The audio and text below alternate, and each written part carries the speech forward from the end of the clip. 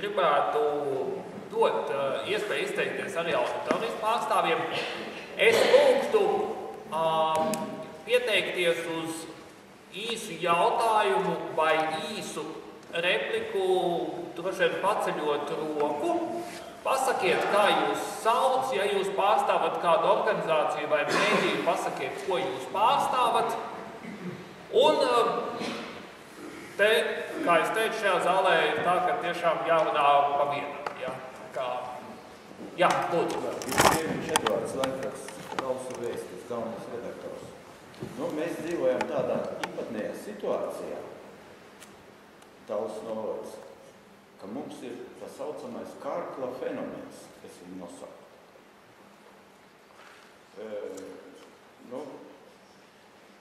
Varbūt domas priekšsēdētājs izteiks savu viedokli, kā viņš radies, kāpēc radies un ko darīt. Kas ir tāda fenomens? Domas priekšsēdētājs zina. Labi, ir cilvēks, vai cilvēku grupa, precīzāk, kas raksta rakstus, anonīmus, publicē pietiekamā un izplata ar nelegālām lapām, tātad, kur nav uzrādīts ne tipogrāfijas, ne tirāžs, ne tā tālāk, un kurā ir, tāds, teiksim tā, mānais PR. Ir grūti viņus lasīt, un es netaisos tagad iztirzāt šo saturu par šo fenomenu, kā Edvards teica, pat labam ir iesniegti attiecīgi dokumenti tiesību sargājušām institūcijām, jo ir stipri aizgājis par tālu, ir personīgas lietas attiecībā ne tikai uz mani, bet attiecībā uz daudziem darbiniekiem, kas ir, par kurām, teiksim, domē noteikti slēgtajā daļā. Skaidrs, kāpēc viņš radies ir? Kāpēc radies? Kāds ir fenomens? Mūsu novēr. Ja tu zini, tad lūdzu saki, es nezinu. Nē, es jautāju, es šobrīd uzdod jautāju. Es tad atkal tādā gadījumā es atkal no savas puses ar atbildi aicinu tev izpaust šo fenomenu. Nē, es uzdodu domas priekšsēdētājs. Jā, labi, tad teikt, ja neviens nav gatavs cēloņus pastāstīt, tad savs viedoklis, bet es šobrīd kā biju. Tad mēs to droši vien, ka pārtraukumā jāizrunā. Tā, šeit es redzu, bija rokas. Viktors, Latvijas reģiona apvienība, Rīgas nodaļas biedrs. Jautājums jūs teicāt neapmierinātiem cilvēkiem, kas ir raudošas mātes, kas vēl bija neapmierināti piepūtušies cilvēki un tā tālāk.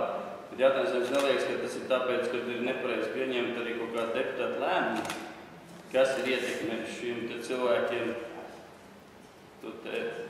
ambīcijas un viss, kāpēc viņi griežās par jums. Paldies.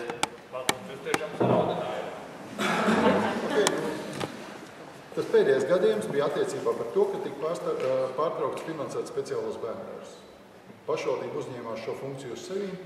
Valsts lika uzņēma. Valsts lika, bet mēs uzņēmāmies uz sevi. Un, teiksim, šī sadaļa, kas ir bērnu ēdināšanas sadaļa, par ko visos bērndārzos vecāki maksā par šo pārtiku. Šī sadaļa šiem bērndārziem iepriekš nebija. Pat labam, noliekot, finansējot, ievies, tas ir pašvaldības bērndārs, noteikumi ir tādi paši kā visos pašvaldības bērndārsos. Tas radīja reakciju, ko cilvēki nesaprata, kāpēc tas vispār ir, kāpēc pašvaldība tieši tā pieprasa un tā tālāk un tā tālāk. Kurš tad ir pie tā bija vainīgs? Pašvaldība pieņēma šādu lēmumu attiecībā par to, ka pašvaldība darīja visu, lai šis bērndārs turpinātu pastāvēt, lai būtu nodrošināta tādu pašu līmeņu medicīniskā, sociālā un rehabilitācijas palīdzību šajā bērndārzā. Un vienīgais, kas bija nostādījumi, kad ir nepieciešams pārskatīt šos noteikumus attiecībā par ēdināšanu. Pie kam cilvēki nebija iedziļinājušies un nespēja arī tajā brīdī saprast, tik ātrā brīdī, kad cilvēkiem ar invaliditāti, tātad bērniem ar invaliditāti, šī palīdzība tā vai tā ir. Viņam tā vai tā šī ēdināšana būtu bijusi bezmaksas. Bet to tajā brīdī izstāstīt, ja cilvēks ir atnācis ar pilnīgs tādu ļoti smagu domu, ka tagad no manīm, kuram tāpat dzīvē jau ir grūti iet, ļoti smagi. Tad tagad to prasīs pašvaldību naudu. Tas ir tāds formālais viedoklis, vai pašā laikā tāda situācija. Tā, diemžēl, notiek. Ja. Jūs saprotat arī tās situācijas, ka dažreiz varbūt pašvaldība nav pietiekama labi izskaidrojas kādu lēmumu pamatotību, bet ir arī lietas, ko, diemžēl... Es varbūt piebildīšu, Aivara, nedrīkst. Pašvaldība var skaidrot vai neskaidrot, bet ja tas cilvēks skar absolūti personu, ja skar viņa matu, tad vienalga šis lēmums būs viņam nepatīkams, nelabvēlīgs. Protams, ka viņš neaplaudēs un neteiks, vai cik labi, ka man tagad jādarbojas. Ja? Tas ir loģiski, un plus vēl pašvaldība vismaz salabo.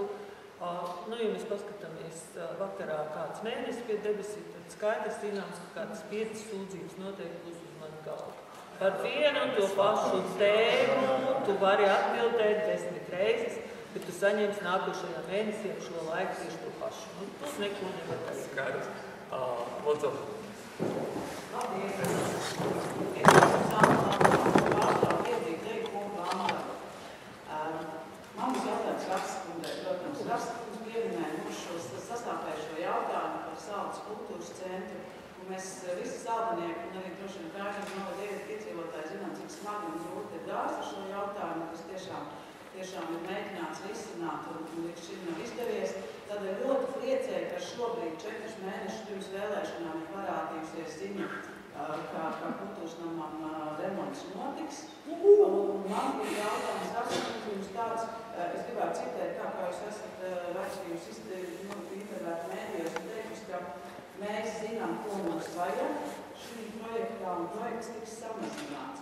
Man būtu jautājums, kas ir šie cilvēki, kuri zina, ko mums vajag, un vai jums nešķiet, ka izvērtējot šī projekta nākotni, būtu jāiesaist iedzīvotāji, būtu jāiesaist kultūras darbinieki, būtu jāvaicā viedoklis amatieru mākslas kolektīvu vadītājiem, jo bažas ir par to, ka samazinot kultūras nama apjomu, netiks atrisināta šī problēma, un tas nav tālredzīgs un saimniecisks lēmums.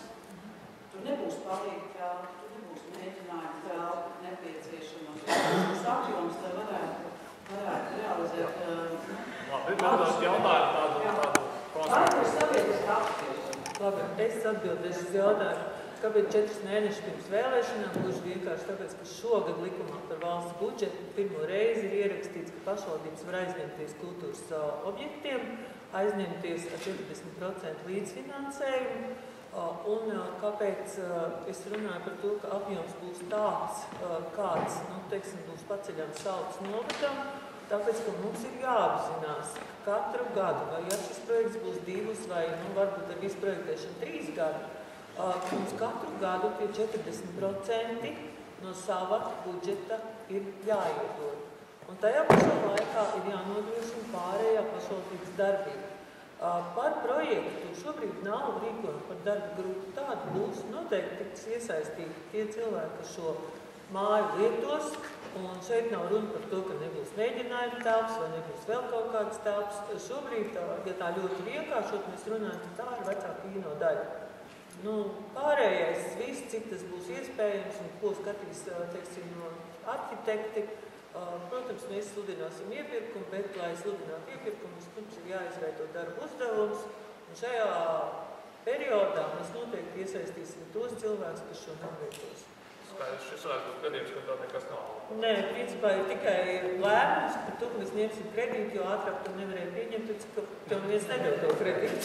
Dalībnieks vai Ilmals mums lūdzu. Lūdzu, Kalnoms, Ilmals aizsardzības biedrības priekšsēdētājs. Man ir tāds jautājums, es ļoti labi izprotu jūsu grūto darbu, kur ir tiešām jāsabalansē tās iedzīvotāja interesi un arī tās attīstības interesi. Man tas ir jautājums, kā jūs uzskatāt, vai Latvijas sabiedrība beidzot ir izaugusi tik tālu, ka viņiem, līdzīgi kā citās Eiropas valstīs, var arī uzticēt iespēju lemt par lēmumiem savā pašvaldībā. Konkrētāk jautājums ir par Jūrmalu, tas ir nevis par Jūrmalu, bet vispār par teritorijas plānu. Mēs jau 10 gadus mēģinām panākt šādu likumu Saeimā, tas mums nav izdevies. Jo, redzēt, tajā sabiedriskajās apspriešanās, tā ir tikai indikācija.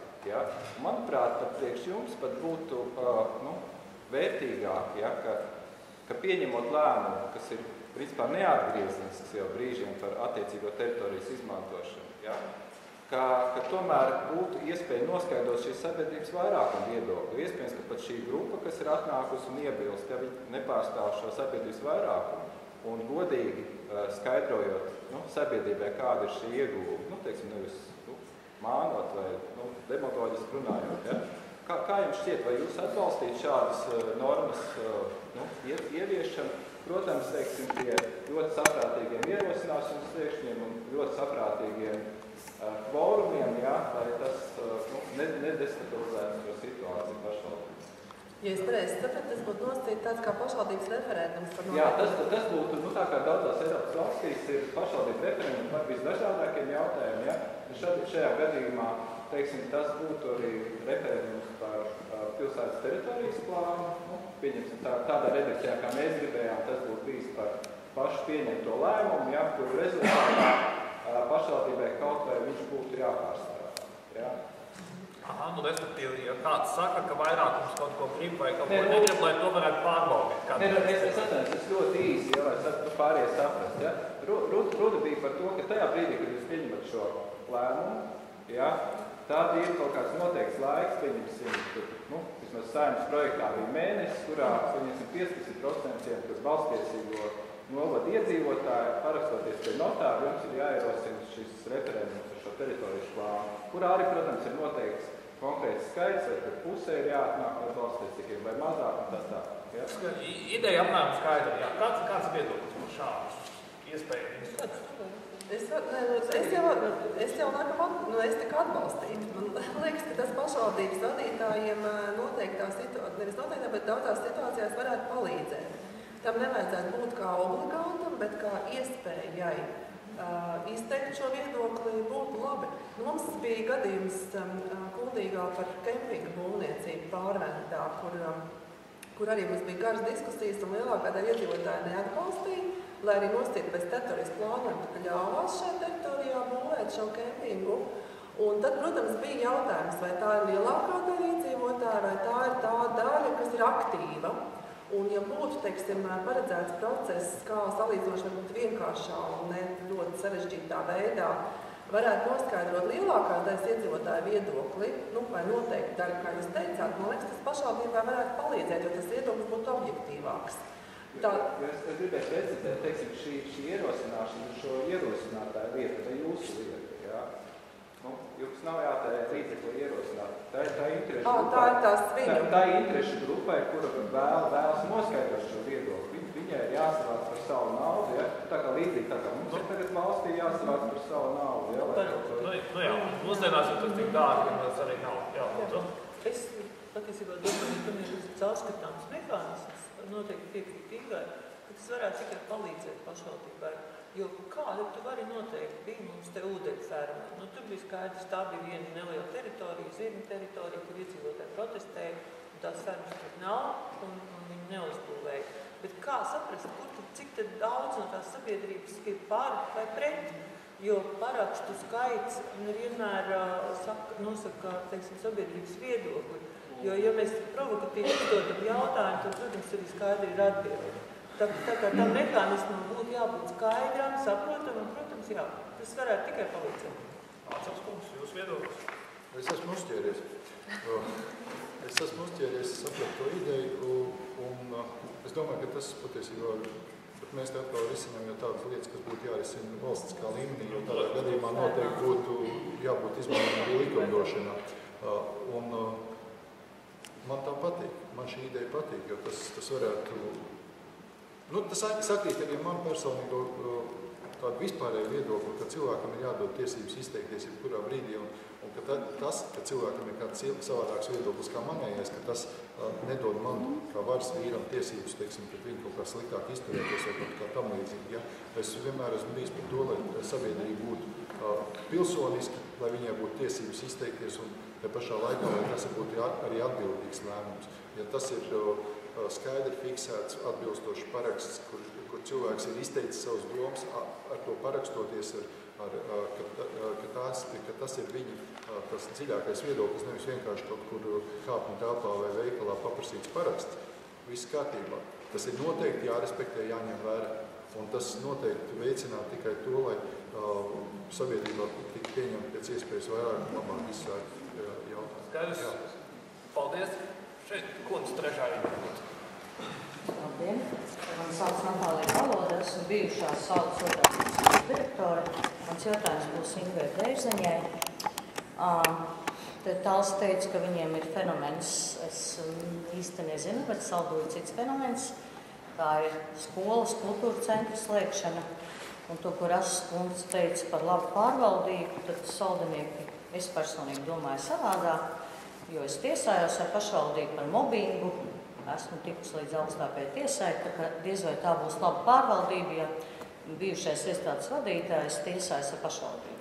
Bet mans jautājums Bērziņas kundzei, sakiet lūdzu, tad mums ir aizvērta skola ar speciālām vajadzībām Kurzemītes pamatskola, mums ir aizvērta 1. vidusskola, aizvērta 2. vidusskola, izveidota viena skola 2. vidusskolas telpās.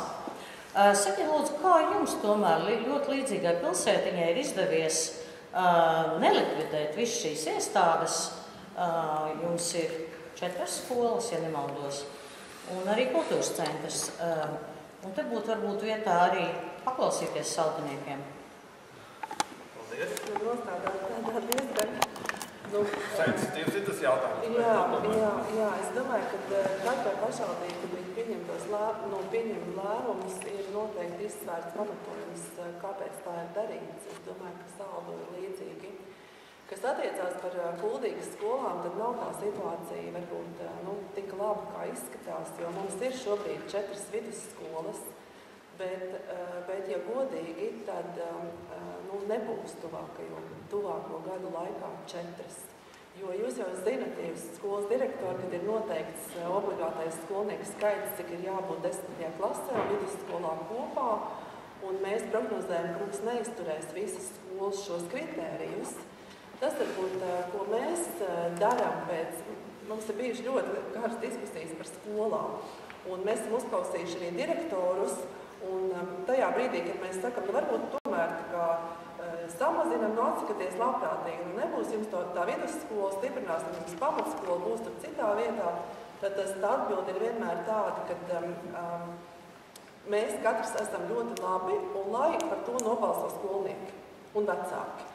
Tad šobrīd tas, kas tā nosacīt, varētu teikt, ir Kuldīgas pilsētā, ka par to, kur būt vai nebūt vidusskolai, pēc būtības nobalsos vecāki un skolnieki.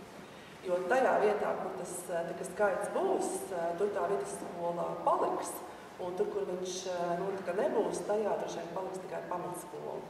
Es nezinu, vai es atbildu. Jā, arī tā ir savs.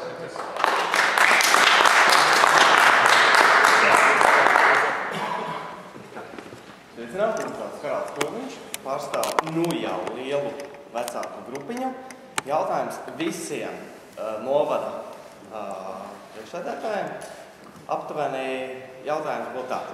Cik izmaksā jums bērndārs 1 dienu bērnam un aptuveni kas ietilp šajā cenā?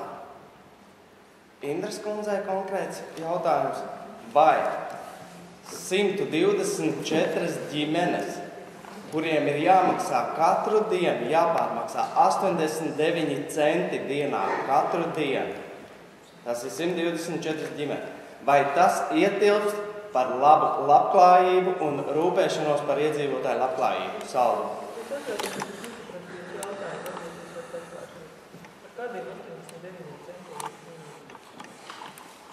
89 centi ir tieši 124 vecāku ģimenes, kuru bērni iet bērndārzā Sienāzīts, kuri ir jāmaksā 2,85 dienā, bet ēdinātājs, kas dod mums ēdienu un mūs baro, pieprasa €96. Ļoti īsi, konkrēti, te minēja Talsi, ka viņiem speciālo bērndārzu maksā vecāku, Saldus nometnē nemaksā. Bērndārzams arī viņi joprojām pašvaldības sēdz pilnībā ēdināšanas izdevums, kaut kā finansējums līdzīgi kā Talsi ir samazināts. Nav mums tāda lēmuma attiecībā uz pārējo, visi jums esmu atbildējusi personīgi, es varu atbildēt arī šeit. Proti, proti likums nosaka divas lietas. Likums par pašvaldību nosaka to, ka pašvaldība piedāvā bērniem tātad pirmsskolas izglītību, nodrošina ar vietām pirmsskolas iestādēs, un jāsaka, Saldu šeit ir ļoti daudz darīts. Mēs varam minēt divas korpusus pie Pasacīnas. Viena pie Cerībīnas, kas ir papildus no novada izveidošanas sākuma uzcelts. Un otra lieta, ka pašvaldība pēc izglītības likuma nosaka kārtību, kā tiek sekta maksa par ēdināšanu. Saldas novada pašvaldība ir izdarījusi abas lietas. Ir nodrošināt bērnu ar vietām pirmsskolas iestādē un ir noteikti kārtība, kā tiek sekta ēdināšanas izdevumi. Proti ir domas lēmums, ir izpildu direktora rīkojums, ka maksa par vienu dienu pirmsskolas iestādē ir 2 lati dienā, pēc tam pāriet uz eiro, 2,85, manuprāt. Ja? Un šī kārtība ir noteikti un attiecās uz visām pirmsskolas iestādēm. Attiecībā par jūsu ienāzīti gadu atpakaļ šeit ēdināšanu uzsāka privāta firma, tika pēc vadītājas ierosinājuma organizēts iepirkums. Un, protams, ka privātai firmai šo pašu pakalpojumu sniegt ir lētāk nekā to dara pašvaldība. Pašvaldībā ir izdots izpildu direktora rīkojums par to, ka iepirkums ir jāorganizē visās pirmsskolas un arī izglītības citās iestādēs. Nu, līdz ar to arī tātad varētu būt, ja atradīsies ēdinātais, kad maksa visur būs līdzīgi vienādi, kāpēc mēs neļaujam diferencēt šo maksu. Vienkārši, lai nodrošinātu vienmērīgu pirmsskolas izglītības iestāžu piepildījumu. Un ir vēl viena lieta, Krūmiņkungs, ko jūs neminējāt, proti šajā pašā lēmumā ir noteikts, ka tajos gadījumos, kad pirmsskolas iestāde apmeklē 2 vai vairāk bērnu, abiem bērniem ir 20% atlaide, un tie bērni, kuri apgūst obligāto izglītību, tātad 5 gadus vecie, saņem ēdināšanai 1 eiro katru dienu. Un ir vēl trešā iespēja, ja ģimene trūcīga un masturīga, ir mums pietiekoši liels apjoms sociālo pabalstu, un šādai ģimenei ir iespēja saņemt pilnībā maksu par ēdināšanu pirmsskolas iestādēs. Paldies. Varbūt tās cenas pa pašvaldībām nelīdzinās. Nav jēgas līdzināt, jo nenosas pašvaldībām. Nav laiks. Lūdzu, man diemžēl jābūt pilnīgi. Te jūs redzējāt ļoti labu piemēru, kā mēs katrs kaut ko saprotam un kā mēs pēc tam to interpretējam. Es nevienu brīdi neteicu, ka šajā speciālajā bērndārzā bērniem ir jāmaksā par šīs pusdienas. Mēs pieņēmām lēmumu, ka nemaksāsim. Bet... Kā tu izstāstīji? Tu teici, ka tev raudošu mammu sēž, ka jāmaksā. Bet tas notika domas sēdē. Es stāstīju par domas sēdi, nevis par rezultātu. Tā kā, kas attiecās uz bērndārziem un skolu iedināšanā, mēs ejam tādu ceļu, ka mēs mēģinām apvienot atsevišķus virtuves un tātad barot gan skolu, gan bērndārzu vienlaicīgi un pēc iespējas barot paši, nevis ņemt firmas. Kāpēc tas ir, protams, lētāk, un tas dod iespēju mums pielietot zaļo iepirkumu, tas dod iespēju mums samazināt izmaksas. Labi, par firmām, Krūmiņkungs pieminēja 124, tad mums ir iesniegumi no 2 iestādēm, tā ir Pasacīna, kur ir vairāk bērni nekā Sienāzīti un Īkstītes, kuri kategoriski iebilst pret pakalpojumu ēdināšanu. Tā ir dažādi viedokļi. Labi, man drusciņi skumjas māc redzot, cik daudz ir rokas paceltas un būs neatbildēti jautājumi. Lūdzu, man jābūt diskriminējošam dzīves pieredē. Jā, pagarinam. Man sauc Lauris Grumpmans, partija Gods kalpot mūsu Latvijai, valdes loceklis un Kuldīgas nodaļas vadītājs. Man būs īsts komentārs, jums jautājums. Šodienas tēma ir par pārvaldību, un tad es gribēju paslavēt Saldus pašvaldību par labo organizatorisko struktūru, kuru publicēt mājaslapā. Visas komisijas, komitejas, iestādes tur ir iekļautas, un ticiet man, tas nav vienkārši uzdevums. Daudz un Kuldīgas novada vadītāji paskatīties, tiešām tur kāds ir pacenties, un to ir izdarījis.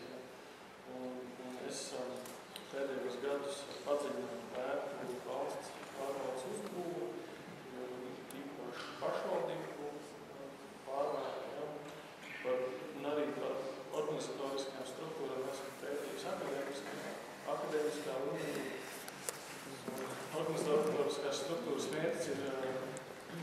skaidrs, bet to efektīvi pārdot cilvēku resursus, radīt kādam skūdu organizācijā. Jā. Paldies par labiem vārdiem. Būs labu arī, es domāju, ka tur nekāda reaktora nav obligāti vajadzīgi. Lūdzu, jums tātad tā rindā. Te mēs strīdamies droši vien. Es tad ātri, es nekalpošu, citādi viss sagāzīs. Replika Kuldīgas priekšsēdētāja Bērziņas kundzei. Jūs teicāt, ka jūs nodarbojaties arī ar žurnālistiku, jūsu darbinieki, jūsu šais te izdevums nodarbojas arī ar žurnālistiku. Jā, es atvainojos, pasakiet lūdzu, ko... Neatkarīgās Tukunciņas redaktora klātē.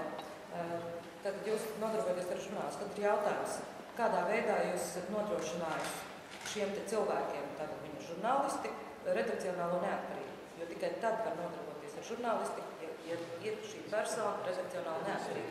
Vai jums ir slēgts līgums ar šo redakciju, kas izdod izdevumu, vai, teiksim, šie cilvēki kaut kā savādāk jūsu neatkarību nodrošināt, vai viņi tomēr ir jums pakļautie domstarbi, tie, kas veido šo žurnālu, kā jūs sakāt žurnālistiskos rakstus? Nu, īstenībā es neteicu žurnālistiskos rakstus, es teicu, ka droši vien tas ir strīdīgs jautājums, vai viņi ir vai nē, un par to mēs varētu diskutēt. Mēs cenšamies, lai nav. Bet es neesmu pats žurnālists, varbūt jūs tur varat mums palīdzēt, tur daži ir jāpavērtē. Tas ir pēc būtības, vai ir šis cilvēks neatkarīgs no jūsu viedokļa, no naudas maciņu, teiksim, nu tas cilvēks, kas nodarbojas ar žurnālistiku jūsu viedokļa. Vai viņš ir neatkarīgs? Es jau teicu jums, ka es nesaku, ka tā ir žurnālistika, iespējams nav. Aha, nu tas, protams, jautājums. Tas ir jautājums. Jūs tā minēt, tā bija jums salas priekšsēdētāji. Man ir jautājums, kādā veidā jūs nodrošināt, nu, teiksim tā, neatkarīgu finansēšanu šiem te nevalstiskām organizācijām. Jo es zinu, ka tā ir liela problēma. Ir ļoti daudz šo nevalstisko organizāciju, viņas saņem pašvaldību, viņas ir atkarīgas no pašvaldībām, un cik viņas spēj būt attiecīgi neatkarīgas savos viedokļos. Nu, teiksim, ja viņiem nāktos, es nezinu, salas, es ceru, ka šeit ir salas biedrība, kas teiksim, ka iebildu par šiem atkritumiem, ja, bīstamajiem, vai arī viņi var piedalīties tajā finansēšanas plānā, kā jūs šeit rādījāt mums uz tādas. Jo es zinu, ka ir problēma. Varbūt jūs būtu tik laipni un stādīt uz priekšā. Es tiešām nezinu, kas ir Tukumziņa galvenā redaktora. Jums ir arī vārds. Jā, Klaude. Jā, tas atvainojums, droši vien nesadzirdēju. Patiesībā es jau pieminēju, tātad organizācija darba, komisija darba ar sabiedriskajām organizācijām vada mums klātesošā Aits Kērings, viens no deputātiem šo komisiju. Un, principā, komisija nāk kopā, tur ir sabiedrības pārstāvi, izvērtē, ja projekts uz vienas lapas no abām pusēm ir uzrakstīts, doma par to arī balso un šādu finansējumu saņem. Par lielo projektu konkursu, tur ir līdz 1500 eiro. Tas jau ir nopietnāks projektu iesniegums, bet arī šo projektu vērtēšanā, Sarmīt varbūt var nosaukt komisiju, tur piedalās sabiedrības pārstāvi, tur ir banka, tur ir Saldus Zeme, es godīgi sakot nezinu. Komisijas vadītājs galvenais cilvēks. Komisijas vadītājs nav valdots cilvēks. Un arī šo MVO, teiksim, jums arī droši vien nevalstiska organizācija šī te padomi, kas ir vadītājs, viņam ir tāds. Skaidrs. Es saprotu jautājumu būtību. Protams, tas ir tā plašā diskusija, kā var naudas piešķiršanas mehānismu izveidot tā, lai viņš neradītu šaubas par kaut kādu subjektivitāti, politisku kontroli. Cilvēks, kas galva naudu, arī saņem, kas ir noteiktais. Viņš arī saņem finansējumu no pašvaldības, attiecīgi viņš izpilda. Jūs neuzvedāt, runājāt pretī deputātiem, jūs finansējumu viņa mīļošo gadu nesaņemsiet. Pagaidiet, vai jūs varat minēt konkrēti piemēru? Jā, es savā pašvaldībā varu minēt. Es jautāju, vai jums tā tas notiek? Kā to notiek?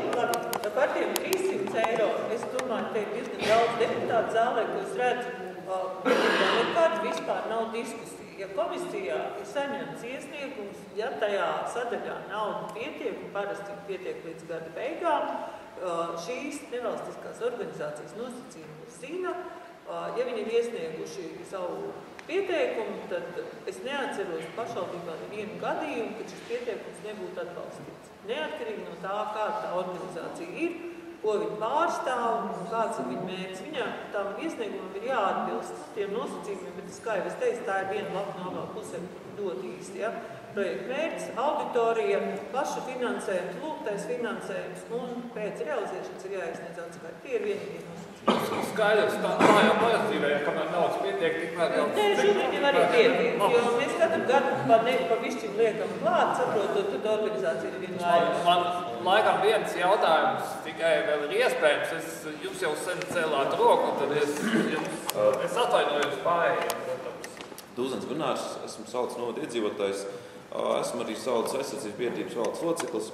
Man vairāk tāds kā ierosinājums varētu būt par preventīvo darbu. Es saprotu, ka katra pašvaldība saskarās ar to problēmu, kad ir redz pieņems lēmumus vai ne, vai kaut kādas lietas ir bijušas, kad iedzīvotāji sāk celties kājas, tad, kad jau notiek realizācija, tā kā par Tālsku piemērs bija un tā tālāk. Un šajā situācijā, gribētu teikt, man ļoti patīk kuldīgs piemērs, ja, kad jūs iesaistat cilvēkus jau idejas jau tajā līmenī, ja, kaut kas jau notiek, kaut kāda plāna, jau tiksim, pa pieminekļiem, pa bruģi, man arī es pieļauju, ka svarīgāk jautājumi, tiksim, tiek iesaistīta sabiedrība daudz aktīvāk, ja. Arī man patīk Tāls piemērs, ja, par to, kā bija tas uzņēmēji, tas... Tāls komersantu klubs. Jā, komersantu klubs, ka jūs jautājat arī viņiem viedokli, pirms pieņemt kādu svarīgu jautājumu. Es domāju, ka pašvaldības deputātiem jau, kad, teiksim, ir kāds jautājums nāk darba kārtībā, jau jūt, ka šis jautājums ietekmēs kaut kādu noteiktu sabiedrības slānu vai grupu, vai teiksim, tas visus ietekmē, teiksim, ar vīdību vai kaut kā tam līdzīgi, un ka vajadzētu, teiksim, tā, ka iesaistīt šis te biedrības, ja, vai, teiksim, kaut kādas aktīvi cilvēki, ja, ģimenes, kas ir jūt, kas ir aktīvs, ja, kas, teiksim, var reģistrēties pašvaldībā uz kaut kādiem noteiktiem jautājumiem, piemēram, ja, un kad nāk jautājums par ceļiem, ja, uzreiz kaut tās ģimenes vai, teiksim, cilvēki vai biedrības, kas par to jautājumu ļoti vēlās, lai viņus iesaista lēmumu pieņemšanā jau ideju līmenī. Jo, kā Saltas novada pašvaldības vadītāja Raskundze minēja, ka jūs teicāt, ka jūsuprāt nav labi to informāciju dalīt cilvēkiem, šīs sēdes taisīt aizklātām durvīm, kur ir, teiksim, ideju līmenī, ja, kaut kāds, teiksim, idejas par Saltas novadu aiz aizklātām durvīm. Es nepareizi sapratu jūs varbūt vai kā? Jūs nepareizi sapratu. Manuprāt, vispār tās idejas, ja, kā novadam attīstīties, un jebko būtu jādara pēc iespējas iesaistot maksimāli daudz cilvēkus un iesaistot šo te visu, kā teikt, gan organizācijas, gan vispārējo. Attiecībā uz visām sabiedriskajām apturēšanām mēs visi labi zinām likumus, ja, ko likums prasa, to mēs izpildam, bet, manuprāt, pašvaldībai būtu jābūt, tad teikt, solīt priekšā un jau sevi jāizstāv nervu sāpes, ja, par to, un jārunā jau konkrētiem šim te, teiksim, ir tie līderi, kas ir pašvaldībā aktīvie cilvēki, un ar viņiem jārunā, lūk, ir tāds jautājums, lūdzu, sasauciet savus cilvēkus, un tā, ka tādā zirnīgu tīklā, ja, tādā veidā dabūt, teiksim, tos cilvēkus jau iesaistīti, jau, kā teikt, jau vairāk nekā likums to prasa, un tādā veidā mēs kopā to novadu arī tad tiktu attīstīt un izveidot, jo, kā teikt, strīdos dzīvu patiesi, pareizi, ja? Jā, uz šīs te pozitīvās notas mēs varētu arī noslēgt diskusiju.